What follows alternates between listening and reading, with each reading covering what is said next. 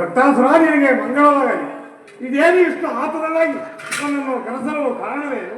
ಗುರುದೇವ, ನಾನು ಹೇಗೆ ಹೇಳಲಿ? ನಮ್ಮ ಒಳಗೆ ಅವರ ಕೇಳು ಬಂದು ವನವನ್ನು ವನ ಪಾಲಕನ ವಂಶ ಮಾಡಿ ಸುಗ್ರೀವ, ಕಾಲದ್ರುಂಬ, ಚಂಡ, ಚಾಮುಂಡ, ಶುಂಭ, ನಿಶುಂಭ, ಮಾವನ ವೈಶಾಸುರನ್ನು ಸಂಹಾರ ಮಾಡಿ ಅಭೋತ್ತರವಾದ ಮಾರುಪೆಂದ ಮೆರೆಯುತ್ತಾನೆ. ಇದಕ್ಕೆ ನಾನು ಏನು ಮಾಡಲು?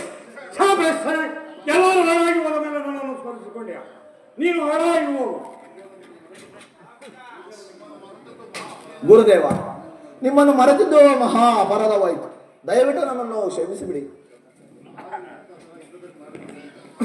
ಆಗಲಿ ರಕ್ತಾಸುರ, ನಿನಗಿದ್ದರಲ್ಲಿ ಮರಣವೇನೋ ಖಂಡಿತ. ನೀನು ಹೆದರಬೇಡ, ಧೈರ್ಯವಾಗಿ ಯುದ್ಧವನ್ನು ಮಾಡು. ಗುರುದೇವ, ಗುರುದೇವ, ಈ ನನ್ನ ಅರಮನೆ ಉಪ್ಪೆಗೆನ್ನೇರಿ ಆ ಹಂಬಿಕೆ ಮಹಿಮೆಯನ್ನು ಹೇಳು. ಆಗಬಹುದು. ಹೌದಾ?